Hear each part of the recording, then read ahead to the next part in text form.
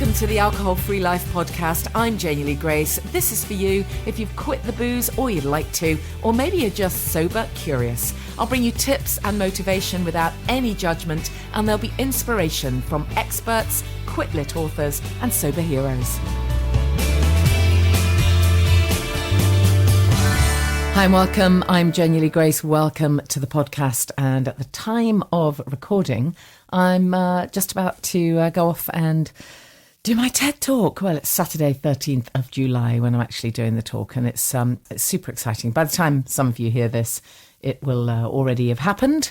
Maybe some of you may have seen the live stream. So I hope you enjoyed it, and then I'll let you know when it goes live on the TED site. It's been a fascinating week for me because I actually haven't been working at the BBC this week, so I've had a few days off, which is both good and bad. It's good in the sense that I got to go to the sea, which was amazing. Really do need my sea fix as often as possible, but not so good in the sense that I've allowed myself to get into a real state of nervousness. I mean, you'd think, wouldn't you, that after all these years of being a kind of professional speaker that I wouldn't need to worry, but it really is a thing. I suppose it's because I'm so passionate about wanting to get this message across and wanting to share this message and make an impact as much as I can. And in so doing, I've managed to work myself up into a bit of a nervous state. But I'm okay because I remembered some of my own shtick. It's so often the way, isn't it? I spent most of my life telling other people this stuff and then completely forget when it comes to me. But I am trained in EFT, Emotional Freedom Technique. If you don't know what that is, it's tapping. I've mentioned it before on the podcast. It's a form of tapping on different pressure points on the body. It's very, very simple. And when you first find out about it, you think it's bonkers. I mentioned it on last week's podcast. But anyway, I did actually manage to get a session in EFT for myself. And I have to say, it really helped tremendously. So very grateful to my practitioner for giving me half an hour of her time, which made such a massive difference to my level of confidence and my kind of approach to the whole thing, really. So that's just a little tip for the future if you've ever got something massive coming up, or even if you do just want to crack something and really make sure that you give it your best shot, then EFT is a really, really excellent tool. So because I have got the TED Talk, and that's very much in my mind, one of the main points that I want to get across on the TED Talk is the fact that, there really are not just the two types of drinkers, the absolutely rock bottom alcohol dependent drinkers, and then everybody else, the happy social drinkers. There really is this spectrum. And I first came across this concept when I saw another TED Talk by Jolene Park. And in fact, I'm going to reference her TED Talk. She'll get a mention in mine. But I thought, well, what better time than to bring you my podcast interview with Jolene Park. I was amazed when she agreed to do it, but really, really grateful. She's, really well known in this area. She's based in the US, and her site is Healthy Discoveries. We'll find out more about her, of course. But I love her approach. She's really focuses on nutrition and wellness, and from that place of, we're not necessarily starting out absolutely at the bottom of the booze elevator, but we're, somewhere a little way off. And I think that's the stage at which so many people find themselves. And, what's really interesting is I was thinking about this, that the fact that when you first start to realize that you may have an issue, as it were, you don't always know that you're a grey area drinker. I mean, for starters, you probably won't have come across the term. I certainly hadn't.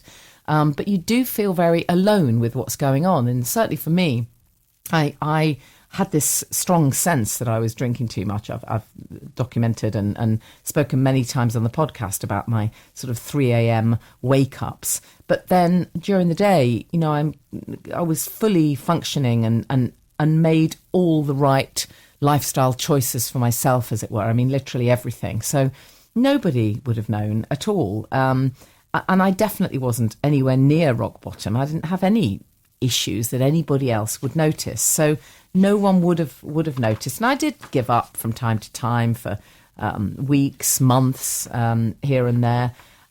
Nobody else knew that I had any kind of a problem. And it was really just me and the voice, me and the kind of the wine witch, addictive voice going on in the head.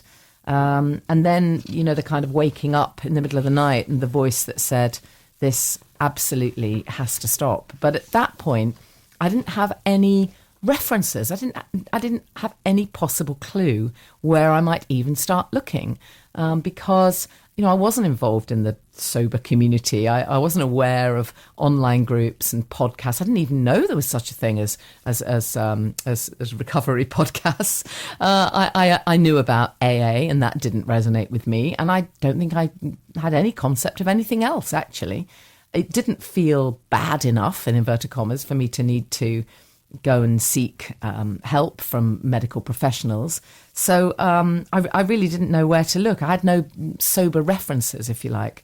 And so, when I was able to recognise that, okay, actually there are millions of people just like me who are somewhere on this spectrum, grey area drinkers, I was able to see, okay, well, I do need some support and encouragement, and I need to add some of the good things into my life. But anyway, Jolene is much better at talking about all this stuff than I am, so I'm going to bring you my interview with Jolene. Just a quick reminder, though, that we do have our event on the 22nd of July, Monday the 22nd of July. It could be the last one, because we did say we were going to do our Stay Dry Till July campaign, if you like, myself and Rachel from the charity My Yard. So if you can get along, please try. It's our little kind of end of season party. Hopefully we'll have some live music. Still waiting to get the band confirmed, but I hope that's going to happen.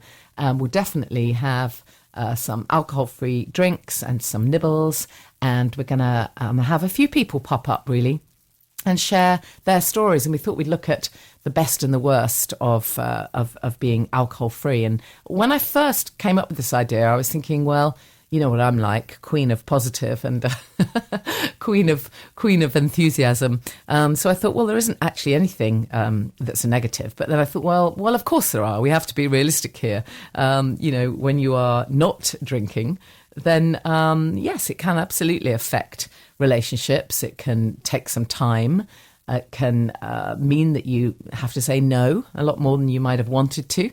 And the really big one, I think, is that you have to face up to the fact that you won't have a way of numbing out. Sometimes that sense that you just want to numb everything the way you used to with alcohol. I think it's quite important to accept that doesn't necessarily go away, at least not straight away. And as I've said many, many times on this podcast, I'm also really well aware that alcohol isn't the cause of mental health issues and depression and anxiety, but it most definitely exacerbates those issues, and it masks them and covers them up. So sometimes when you take the alcohol away, actually what was already underlying it can kind of rear its ugly head, and of course it has to be dealt with then.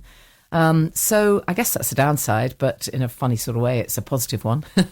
Actually, the other thing I meant to say just before we get into Jolene's interview is that I've been consumed yet again this week by an amazing book. I'm absolutely queen of Quitlet. I just love reading books, memoirs and whatever I can get my hands on, really. And I've read just about everything. So if you want any recommendations, I'm your girl. And one of the books that I loved in the early weeks and months was a book called Dry by a New York author called Augustin Burroughs. And hugely successful author, the author of Running with Scissors, New York Times best-selling author. And I just happened to be kind of browsing and realised that there was one of his books. It's not new at all. It's quite an old book that I hadn't read, the one that comes after Dry, and it's called Lust and Wonder.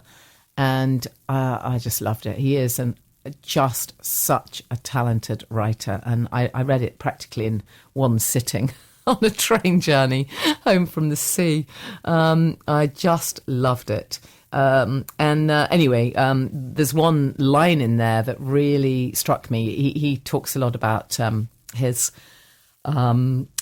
recovery. He'd been in recovery a fair bit of time, but he occasionally talks about whether or not he desires a drink and whether he thinks that drinking might solve issues. And of course, it never does.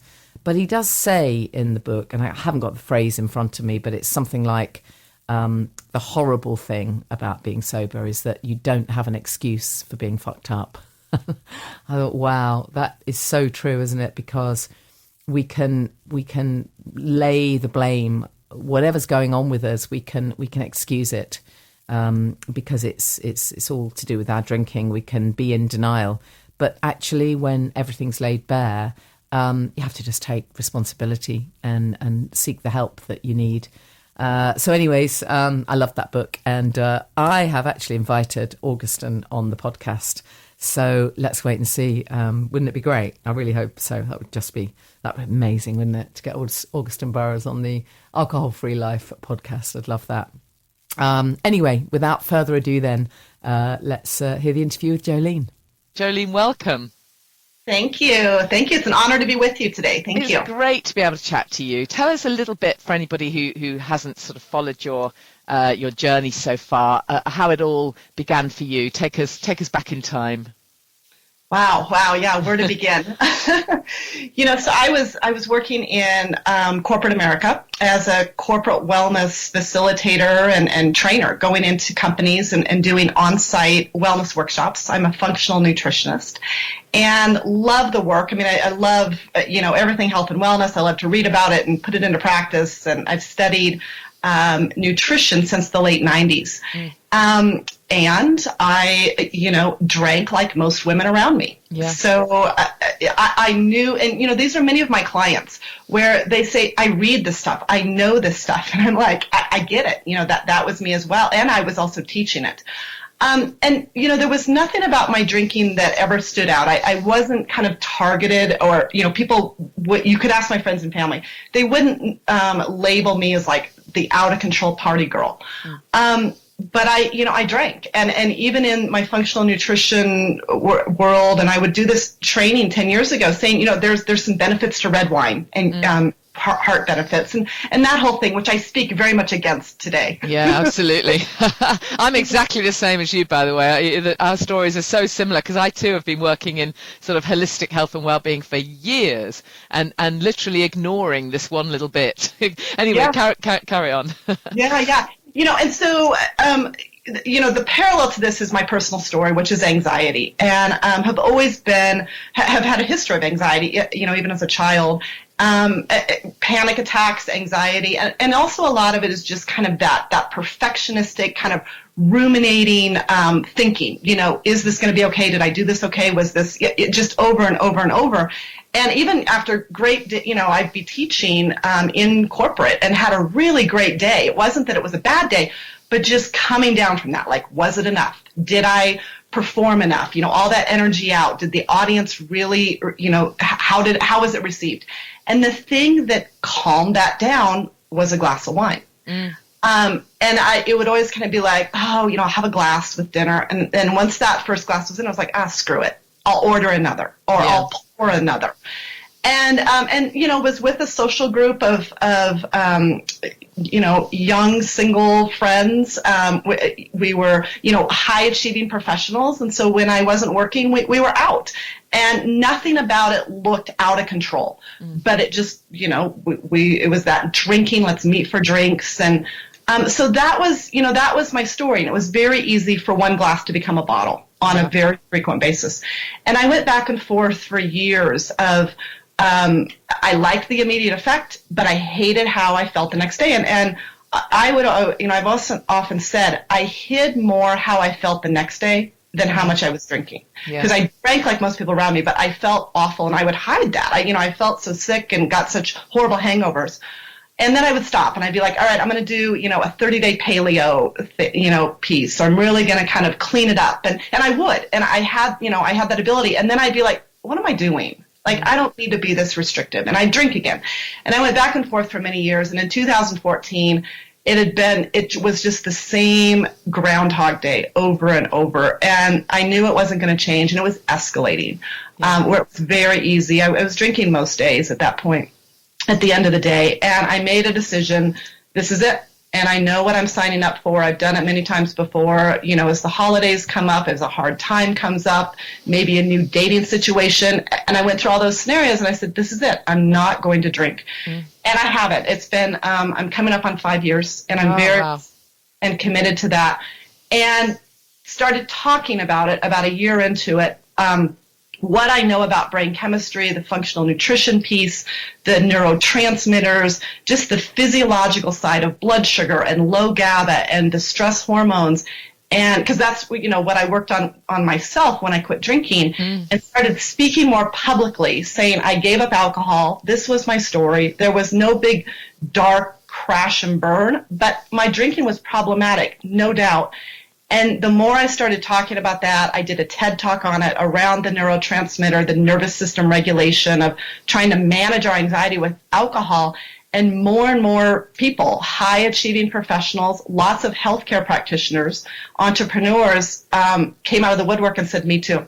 This is how I think. I mean, you should be so proud, Jolene, because you really did make such a massive difference. I really believe that, to literally millions of people, because I'm sure that many people were like me in that they just weren't aware that there was this spectrum, as you point out, the grey areas of drinking, because we've been kind of brainwashed into thinking there are just these two types of drinkers, haven't we? There's the people who are absolutely at rock bottom, the game is up, and then there's everybody else who are just happy social drinkers, all good, and we think there's nothing in between. And when I it's a very similar story to you.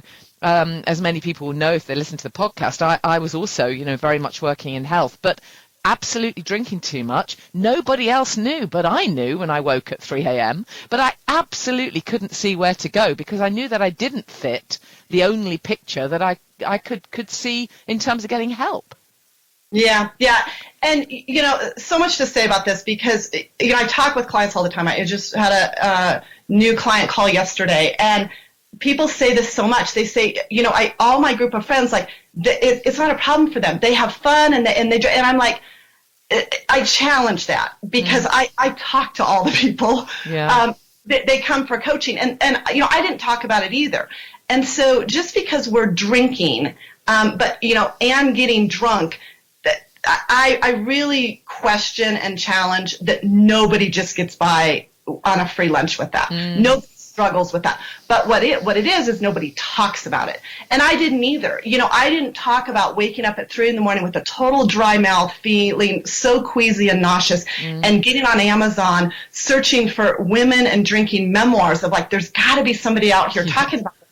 And I didn't talk about it. I never said that to my friends. And so this thing of, like, well, everybody, they can drink and they can handle it. And my, I challenge of, like, I don't, that's not true. That's not been my experience. When people actually start talking about it, they're not handling it. They're worrying about it. They're questioning it. And then this thing about, that extreme kind of bottom or alcoholic, that bar always moves. No pun intended. Yeah. It's such an ambiguous definition of what is that. Okay, now we've hit this point of, because people get DUIs and they still keep drinking. It always moves. And so it's so hard to define, well, they're normal and they're fine. I don't think that's true. Or, there's this alcoholic and they're not fine. And what's in the middle of that is everybody I know. And that's what we don't talk about. And that's the white elephant in the room. And we need to stop turning a blind eye to that. Yeah, absolutely. And I know you did something on Instagram, and I think I responded about as you say, we don't talk about it. And then so often, if we do, particularly if it's to medical professionals, we're made to just feel ridiculous because it is so normalized. And I think I may have mentioned to you that I had many treatments and therapies as sort of part of my work as a journalist. And I mean, it doesn't matter what it was, for everything from massage to EFT to kinesiology. And I would very often sort of share that I felt, actually I might be drinking too much. And time again, everyone would just say, well, this sounds completely normal to me. And if I went to the doctor, for something minor, I might add that in at the end, and the response was always, well, sounds completely normal. You don't need to worry. Sometimes they even say, well, actually, a couple of glasses of wine a night, no problem. It's good for you. Right. So, and that went on for years and years and years. And yet clearly I was kind of reaching out for help. It appeared that either they were in denial because they were drinking, which is perfectly possible, or they simply, they didn't have that voice in their head, so they had no concept of all the millions of people like me, because I didn't present as somebody rock bottom. They couldn't find a category to put me in. Amazing, isn't it, really? It is. And this is a big part of the problem behind the problem that I'm finding. So I've had a really full active coaching practice for the last 3 years, and over 50% of my one-on-one clients are healthcare practitioners. Really? They're therapists, social workers, coaches, nutritionists, surgeons, physician assistants, nurses, nurse practitioners. It goes on and on. They've all worked with me. All come, again, me saying, I am a nutritionist and this is how I drank. And so a lot of healthcare practitioners are saying, me too. Their license is on the line. And again, very much like me, they don't need to be removed and go to a 30-day treatment center, but they're drinking excessively. They're binge drinking. And so behind the scenes, the reality is a lot of the healthcare profession who's interfacing one-on-one with clients and patients every day, they have their own struggles with alcohol. And I do find it's amazing how many stories I hear over and over and over again. People do want to talk about it. And people do say something to their practitioners. I don't believe that people are just, and they want practitioners to say, this is too much. Yes, they do. That's exactly what I needed. If anyone had told me that, honestly, if they'd actually told me RCI, I would have had to stop and think about it. But they never, ever did. And I hear that all the time, all the time. People say to me, I just wanted somebody to say it's too much. And they don't. And what happens, I hear the stories, and I keep a file on, actually comments that people leave on my Instagram, their stories about practitioners. And when I talk with others, clients of kind of marking this, documenting what's happening. And what's happening is most practitioners will quickly just brush off and say, you've been a little stressed, a glass or two here, it's fine, it's not a problem.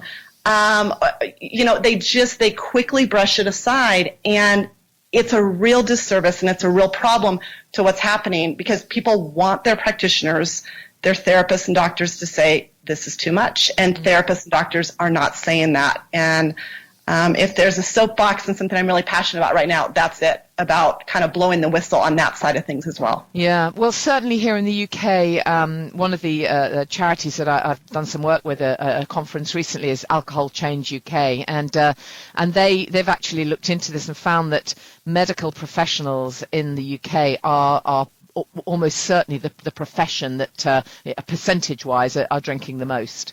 So, I mean, how awful. I mean, they're under such stress. I don't know if it's the same in the States. It's frightening, actually, isn't it? That, certainly in the UK as well, our general practitioners are not trained in nutrition. Unless they choose that as some kind of specialty themselves after their training. But in the 7 years of training to be a doctor, there's almost no training in nutrition. So if you sort of layer on top of that the whole alcohol spectrum, it's not surprising that, that you're not going to get very far. Yeah, absolutely true. And again, in my clinical practice, that is absolutely my experience. So many of my, private clients are in the healthcare industry. So every industry drinks. The drinking is just, it's everywhere in our culture. And that means it's in the healthcare industry, and we've really turned a blind eye to that. And again, many practitioners are, they're in a rock and a hard place, because to really step up and say something and talk about it, potentially their license is on the line. Yeah. And again, it's like, well, I'm not that bad. I haven't, and clients say that all the time. They're like, I function. I'm not that bad. I haven't had a DUI. So much of the profile of who I work with, including the healthcare practitioners, they're in the gym at 6 a.m. They're drinking their green juice. They're, doing the latest Pilates or yoga. They go to the retreats. They're very savvy. They're very well read, as you and I are, and interested in this and know the information. But that one piece that is, that plagues and really, is that thorn in the side is the alcohol. And where do you talk about it, especially as a practitioner? Yeah. So when you finally made that decision, what did you do? I mean, I'm guessing, with all your knowledge, you were able to sort of support yourself, as it were, certainly nutritionally. I'd love to just talk through some of that, because that was probably the hardest thing for me. I knew that my body was all over the place, quite apart from the whole mindset stuff, which is bad enough. Everything was shifting and shaping, because you have to kind of recalibrate, don't you? Your body's been used to all this stuff coming in. So, I mean, what would you sort of recommend? Just a few basics for people in the early stages to help get some nutrients into their body, which has been depleted for so long. Well, and you said it with the recalibration. That's exactly what it is. And I look at it very much that way, of replenishing, repairing, rebuilding our biochemistry and our physiology. Alcohol is a physical thing. We're putting it into our physical body, and it alters things physiologically. And so then it's going in and recalibrating that and repairing that. So the place I started was what I knew, was with the nutrition. And I knew that my GABA was low. I had done training in my functional medicine, functional nutrition training on neurotransmitters. And that's, an area of expertise that I really enjoy and know about. I learned that in 2006. I didn't quit drinking until 2014. Jolene, just explain to us in case anyone's not aware, what GABA is. GABA, right?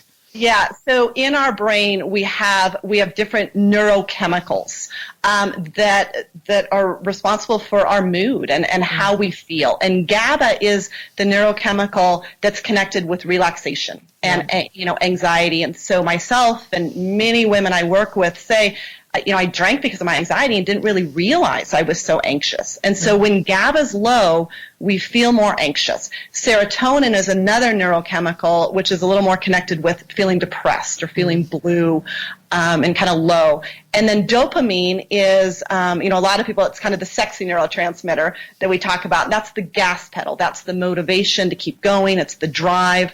But serotonin and GABA are the brakes of the neurochemicals. And generally when we're reaching for alcohol, we're looking for the brakes to just kind of shut our mind down, to calm down, our body, we're feeling agitated from the day, we're hypervigilant, we put out a lot of energy, now we want to put the brakes on. And so alcohol gives kind of a false positive feeling of that boosted serotonin and GABA.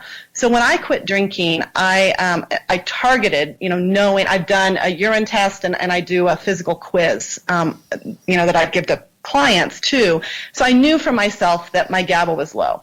So there's, certainly eating, just going back to the basics of eating on a regular basis helps blood sugar, which is going to help neurochemicals. So I was very kind of focused on getting in protein, because protein breaks down into amino acids, which is the raw material for GABA, serotonin, all the brain chemicals.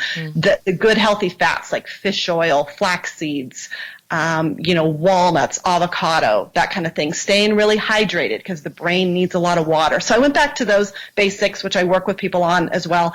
And then there's some different herbs that can boost GABA. I wasn't taking, and I don't take any prescription anti-anxiety or antidepressants. So some of the supplements, we have to be careful not to mix them with prescription medication, which I wasn't taking, but I took those. And then some of the next phase for me was the somatic work. So soma means body. And that was really a real critical piece for me. I worked with a somatic experiencing therapist. I'm really interested in the work of Peter Levine, for those who have heard of him. He's kind of the grandfather of somatic experiencing. Dr. Bessel van der Kolk wrote the book, The Body Keeps the Score. A lot of people have come across that book. But it's working, again, with the physiology, but working with the fight, flight, freeze response in the body, and learning how to, when the body feels calm, the mind feels calm. So if I'm wound up and anxious and you tell me just to calm down, it's like, well, that doesn't help. It can actually make me feel worse. Because it's like, how do I calm down? And so the somatic work is they're real practical techniques on retraining the body for the muscles to relax, the body to feel calm, and then it gives the message up the spinal cord for the brain to feel calm. So I work on all three levels, the biochemistry, kind of that emotional fight, flight, freeze, and then rewiring habits and patterns, because we have these energy loops in our amygdala, which is that impulse, quick knee jerk. And so there's practical techniques with that. I'm a like, give me the how kind of person. I love the theory, I love the research, I love the data, but at the end of the day, what do I do? And so I started gathering that data and doing things, and then that's now what I've put together, for my coaching and training programs. And do you do any of that online, or do people have to see you in person? It's primarily all online. I work with people all around the globe. I have clients in the UK and Canada, Australia, all around the US. So I do a lot of Skype calls and Zoom calls, and then I also train healthcare practitioners and coaches on these techniques, on these biochemical techniques, these somatic practices, the practical stuff. But it's all virtual and online. Okay, that's great. Well, that's fantastic, because that really was such a missing link for me at the beginning. I could find so little, about how to put those the good stuff back. So yeah, that's a really great tip. What would you say to somebody who is kind of about to take this step? I mean, one thing I find interesting, we've already kind of touched on it, is why, when we're relatively bright people, and particularly you and I working in health and well-being, why is this thing? Why does it seem to elude us? Why is it so difficult? Do you think it is because of all the messaging that's around us the whole time? And as you say, all the messaging around it's good for you that ends up getting so confused? Is it? I sometimes wonder, looking back, how it can possibly have taken me so long to get this. So you mean to get it to stop and to stay stopped? Yeah, well, yes, to actually sort of, for it to dawn on me. I was in denial. I used to kind of, if I ever saw a news report about alcohol is good for you, I'd sort of, jump on it and think, wow, that's so completely true. And if I ever, on the rare occasions, I read something that said, actually, it's linked to 7 types of cancer, I just thought, oh, how ridiculous, and kind of threw that one away. But I'm otherwise really clued in on everything holistic. And I've heard other people say the same thing. I think, I'm guessing it just is the absolute indoctrination, because it has been part of our culture forever. And it is literally everywhere.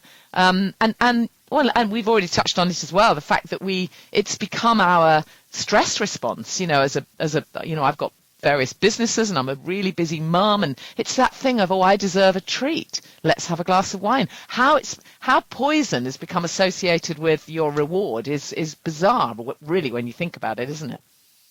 Yeah, I love this question, because there's, this could be a whole workshop. Yeah, I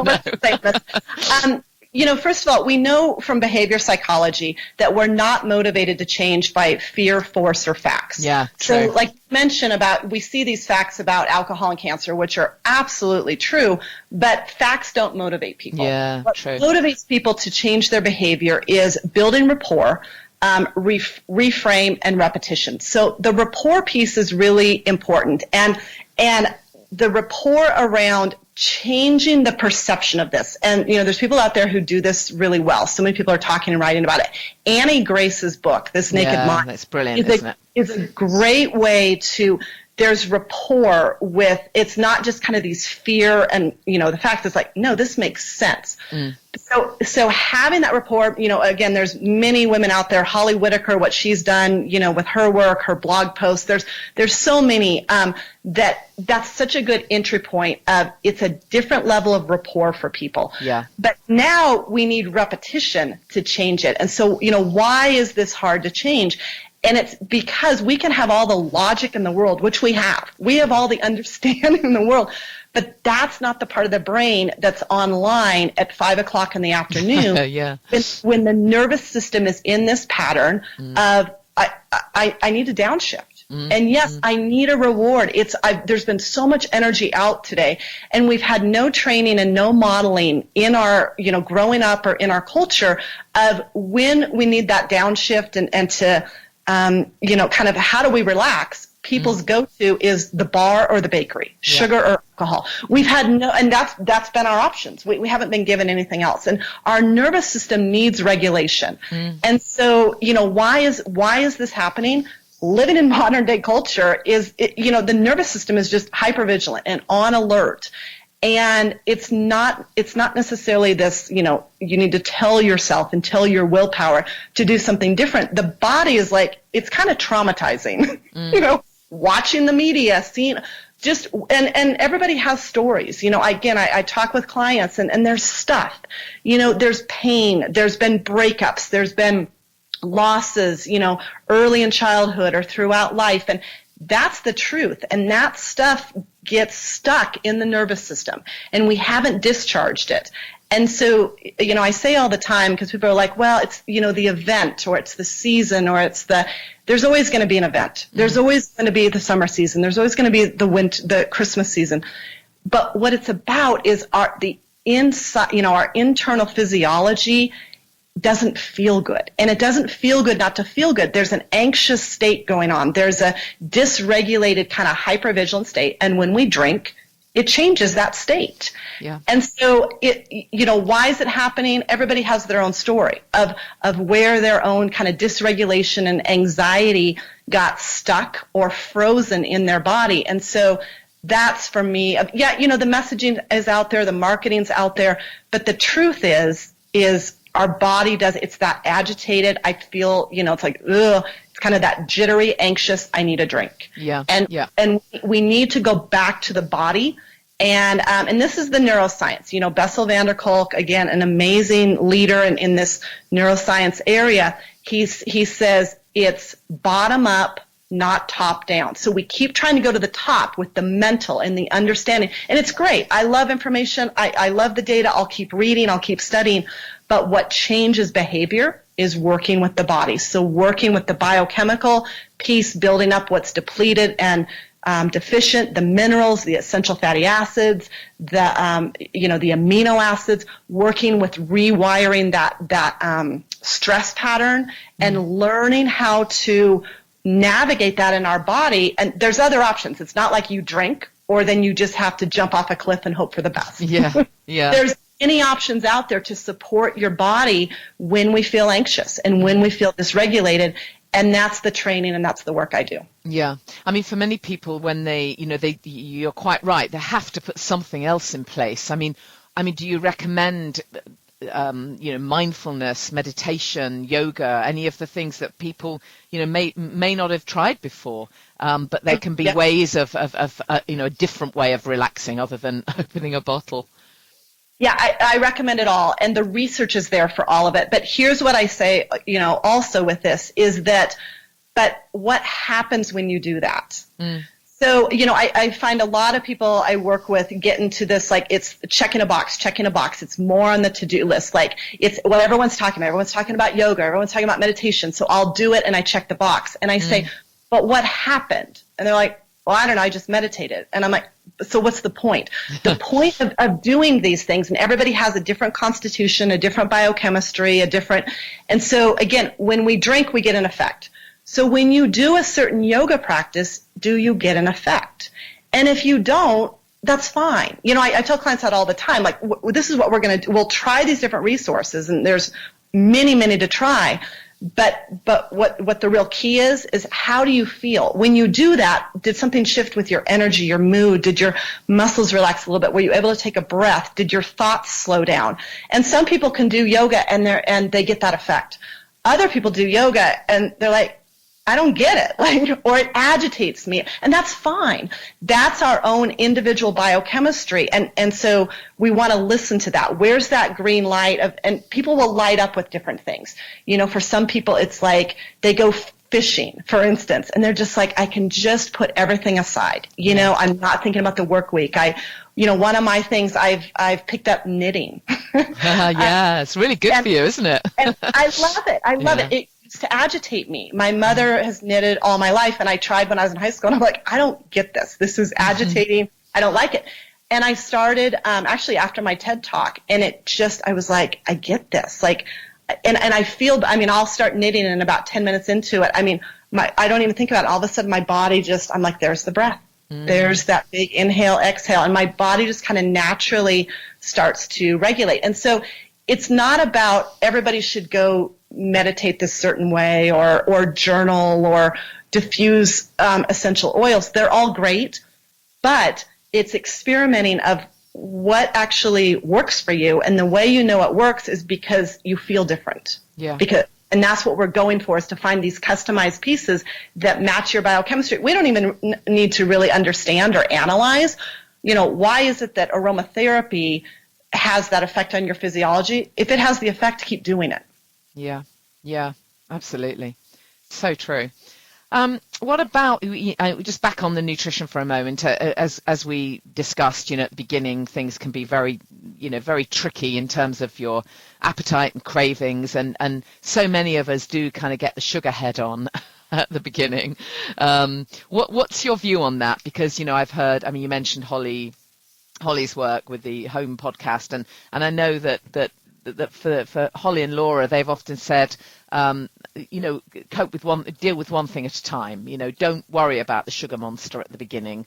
I definitely had a bit of a sugar head on, but I tried to deal with it as healthy a way as I could. So I made it, really good quality dark chocolate.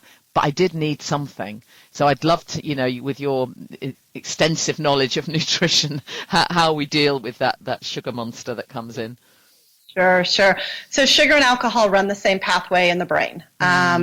Alcohol breaks down into sugar, which is often why many people struggle with, they were getting a lot of sugar by drinking a lot of alcohol. Yeah.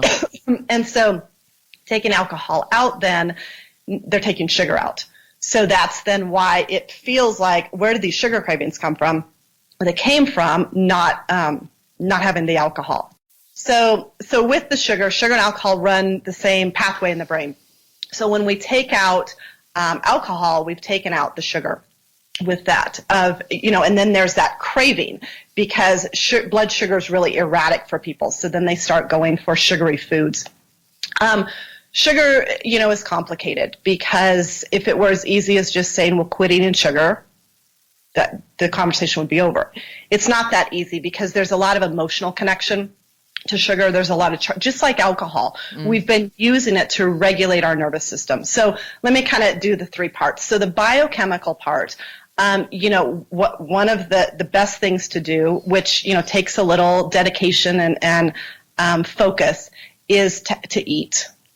And I know it's like, it sounds a little counterintuitive, and especially for women who are watching calories and the whole thing, but eating regularly is one of the best ways to curb sugar cravings. So when our stomach is literally filled and satisfied with fiber, with proteins that it's breaking down, with fats that takes, protein and fat, it takes about 4 hours to digest and break that down, whereas sugary carbohydrates go into the bloodstream within about 30 minutes.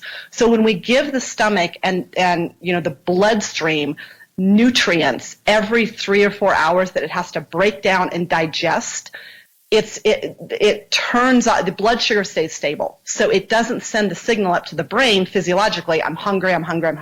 So eating on a regular basis. And, when we eat bags of chips or crisps, as you say in the UK, yeah. Candy bars, sugary cereals, that kind of thing, blood sugar peaks and then it drops. Whereas if we eat a big plate of vegetables and protein and actual real food, our stomach fills up, and it's hard to eat another plate of all these vegetables and all this protein and, a half avocado 3 hours later. Like, we're full. Yeah. And so keep eating on a regular basis. Stay hydrated with water up to, 100 ounces a day, because often we can be mildly dehydrated and think we're hungry and craving. So that's physiological. Some other little pieces in there. Sometimes a tablespoon of apple cider vinegar can turn off cravings for people. Put it in 8 ounces of water. Don't take it, straight. Mm-hmm. Sometimes L-glutamine, which is an amino acid, and it's known when we single it out that can help turn off alcohol and sugar cravings. There's, we've actually looked at that, and there's been some research on that. And the reason L-glutamine helps, it helps for a couple of reasons. It helps in the intestinal tract. So it helps to seal up what we call leaky gut. And of course, there aren't out-and-out holes in the intestinal lining, but it can be a little permeable for eating a lot of sugar, and then things that aren't supposed to leave the gut into the bloodstream will seep out. And, so we want a really sealed up intestinal lining. And so glutamine does that. And it can help just the integrity of our intestines. And we want to keep kind of that bacteria, that candida, at a minimum in our intestines, because the more kind of bad bacteria we have, that bacteria feeds on sugar. Yeah. And L-glutamine probiotics can help kind of keep that bacteria in check. And then the other thing, too, with having good gut flora and the integrity of the gut lining, which L-glutamine helps do, is when we have healthy bacteria, that's where we make the GABA and serotonin. We actually make more GABA and serotonin in our intestinal lining than we do in our brain. So the L-glutamine does a lot of things with the integrity, kind of that keeping the bacteria in check. And then when that bacteria is in check, we make more of the neurotransmitters that we need, so that we're not eating sugar or drinking alcohol trying to get that feeling of neurotransmitters. But then another thing that, another supplement I really like is branched chain amino acids. When you eat protein breaks down into amino acids, but you can supplement with branched chain amino acids. You can put it in the powder or capsules, like in your morning smoothie, or just, first thing in the morning. I do find taking L-glutamine, taking branched chain amino acids in a smoothie in the morning can really curb sugar cravings, on top of eating regularly, eating protein, fat, staying hydrated. There's a naturopathic doctor that has been a real, mentor.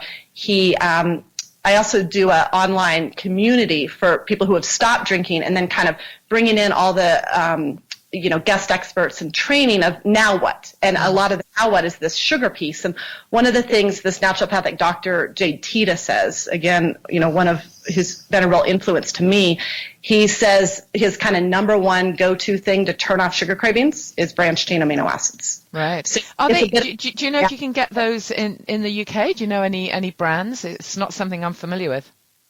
Yeah, you should be. I know Holland and Barrett. Is that the? Yeah, sure. Should be able to go in there and ask for branched chain amino acids. Okay. You can certainly find them on Amazon. Yeah. A couple brands that I like Jarrow, Jarrow. That's in retail shelves or on Amazon. And then a professional grade brand that you can get on Amazon is called Pure Encapsulations.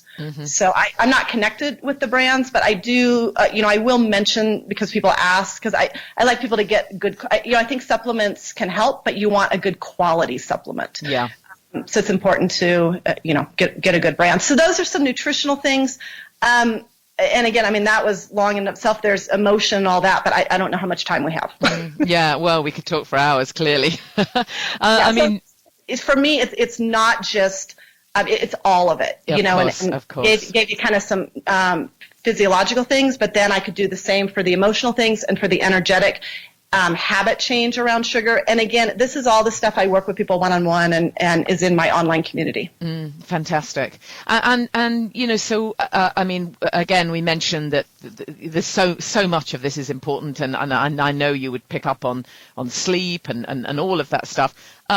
Just something that's on my mind recently, just because somebody I've been working with is also menopausal, and I'm only now realizing the link again between just the horrors of drinking too much when you are also in the menopause, because the two things don't live together very happily, do they?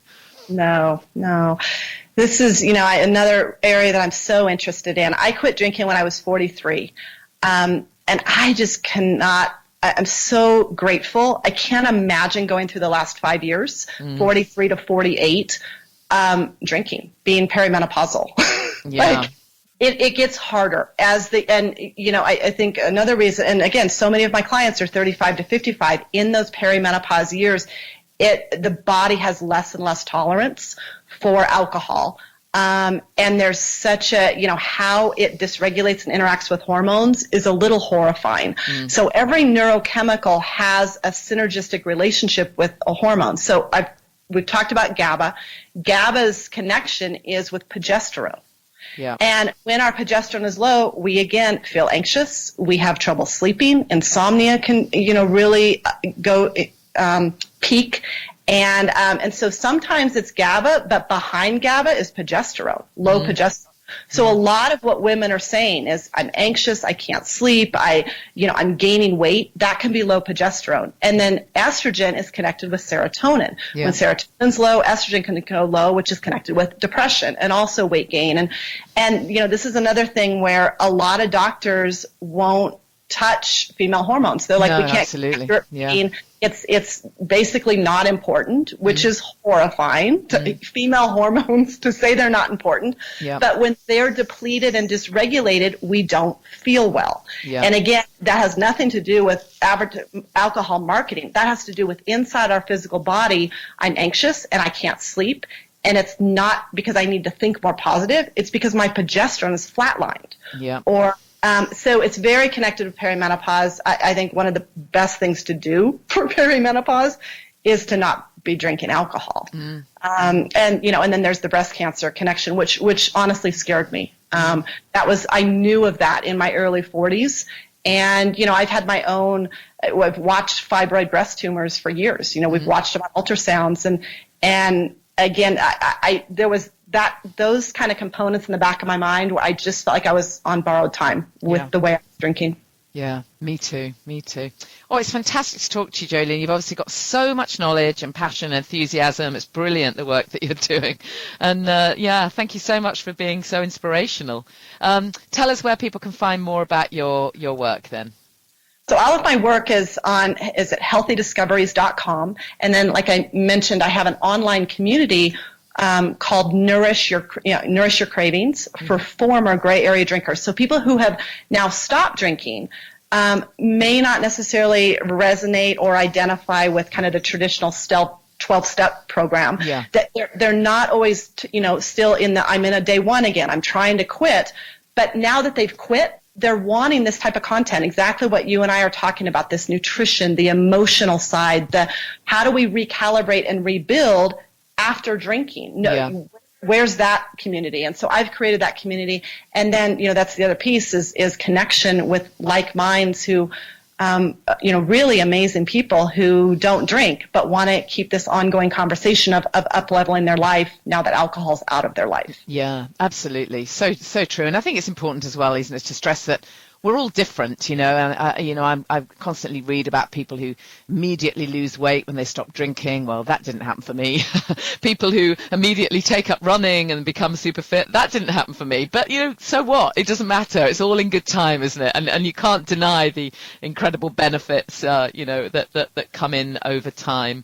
It sounds brilliant, the work that you're doing. So thank you so much, Jolene. Thank you for being a great guest. And let's. I tell you what. I've got one last question for you. Then, if I were to interview you in a year's time, what would you hope might have changed? What kind of little glimmer on the horizon would you hope for?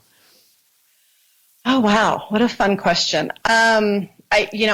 I think more and more visibility, which I don't think is a hope. It's just happening. Yeah, it's good, so that's great. I think really my biggest hope is with healthcare practitioners. Yeah. And again, that's where my real passion is, and where I'm focusing a lot of my work right now.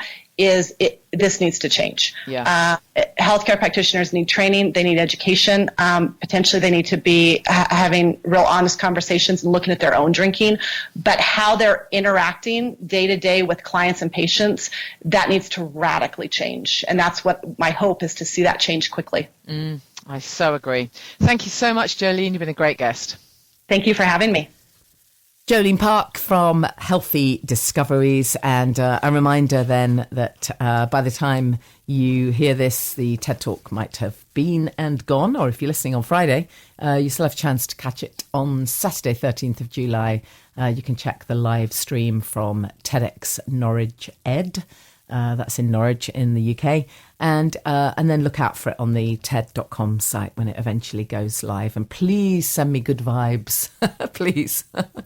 And just another reminder, the event is Self-Care for the Sober Curious, Monday, 22nd of July. Laura from Club Soda is going to pop up, definitely. I'm pretty sure Scott, the boy who drank too much, is coming. We're hoping Sober Dave, who's been coming regularly to our events, will share a bit of his story, and you would just be most welcome. And I think I've said before, if you're kind of nervous about coming to these kind of events, I get it completely, but just drop us a message and we'll make sure that someone meets you and greets you and introduces you to someone else, and we're a very friendly crew. So you need to go to Eventbrite and type Self-Care for the Sober Curious, or you can just type My Yard, that's the name of the charity, and you can reserve your ticket on Eventbrite. I think it starts at 7 p.m. It's at the Jago in Dalston, and it would be absolutely great to see you there. There's a new blog post, by the way, on my website. If you go to alcoholfreelife.co.uk, I've written a blog post about how we glamorize, because I was really thinking about it a lot in the last couple of weeks, about how it's alcohol's everywhere, we know that, but it's just so glamorized, and the whole thing of, having the champagne flute in your hand, and it's just all got up for the eye. And I wrote a blog post, which is just kind of sharing my thoughts about this, really. I know what made me write the blog post. It was because I read that with Netflix, they're going to stop, or they've asked Netflix to stop glamorizing glamorizing cigarettes, because in many of the shows, in shows like Stranger Things and Orange is the New Black, there's a lot of smoking, and they're saying it could could influence young people who are watching it. And I wrote this blog post saying, well, yeah, absolutely do that with cigarettes, but really time to think about it with alcohol as well, because it literally is everywhere. I mean, one of my favorite movies was The Greatest Showman, but remember the drinking scene?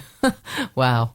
I mean, really, if that's not glamorizing alcohol, I don't know what is. But not fair to pick that one out because it's absolutely everywhere. It's just the first thing that came to mind.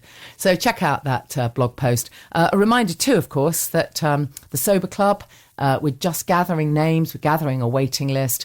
It's going to be super cool. I've had some great feedback already from people saying, I'm looking forward to this work that you're going to do, because I get the sense that it might be a fit for me. And that's from people who are just starting out on their sobriety journey, just kind of kicking into week 1 and 2, but also people who've been sober for a year and recognize that actually it doesn't really matter how long you've been doing this. You've still got to keep the motivation going. And when you have got a few months under your belt, that's when you so often want to up level and scale up in all the other areas of your life. So with the Sober Club, there really is going to be something for everyone, whatever stage you're at, because ultimately it's about living holistically and about really just learning and being motivated and getting to feel passionate about, obviously getting sober. That's number one priority, but staying sober, staying motivated, thinking about nutrition and putting the right stuff back into your body, thinking about exercise and dance and what works for you, and should you try meditation, and what about these therapies that I've mentioned, and what about purpose? What are you going to actually do? Is it your time now that you've freed up some space in your life to start a charity or to write the book that you've always wanted to write? So we're going to dip into all of these areas, which fits really well with the work that I do around holistic living. So I'm super excited about it. And I'm gathering some great experts who are going to come and join me. So it won't just be me. So if you go to thesoberclub.com, or if you look at the show notes for this podcast, you can just click on the link. But you'll need to actually type in thesoberclub.com, because at the moment it's not a proper website. It's just what we call a landing page, where we're just gathering your names and your email address, and then you'll be the very first to know when we launch, because I'm going to have a limited number of opening memberships, if you like. for people right at the beginning, before it's all singing, all dancing. You can get in right at the start.